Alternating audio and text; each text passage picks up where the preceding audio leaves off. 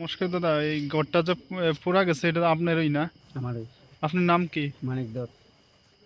এটা কয়টার সময় লাগছিল আগুনটা অনুমানিক? এটা সঠিক কথা আমরা সন্ধ্যা 5টার সময়, 4:30 সময় আমরা টের হয়ে দূরে গেছি। এটা কিভাবে হয়েছে আপনারা একটু আমি কইতে তো পারেন? এটা কইতে পারি না। আমি মনে সুপারি বাগান টাগান আগুন টাগুন লাগছে বলে আগে দিয়ে ঘরে দৌড় সহকারে মানে আগুন ধরে গেছে আহ, আর ঘরে ঢুকতে পারছি না। তাহলে ফায়ার সার্ভিস আইয়া তারপরে আমার লোকে আরো লোক আছে, তারা কইছে যে ফায়ার সার্ভিস ফোন করি। আমি কই করতে তারপর ফায়ার সার্ভিস।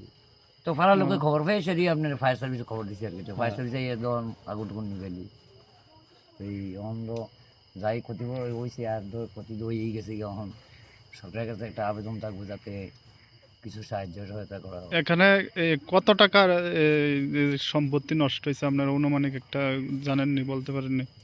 আমি তো সঠিক আমার কাঠটাটি তো 1 লাখ টাকার উপর, বা টিন টুন তো বুঝেন না কত টিন গেছে বা চকি গেছে, সুকেশ গেছে, টাকা টাকা গেছে। তাহলে অনুমানিক কত হইতে পারে প্রায় জিনিসটা নষ্ট হয়েছে যেটা? টিন টুন সহকার প্রায় 1 লাখ 2 লাখের মতো যাইব। হুম।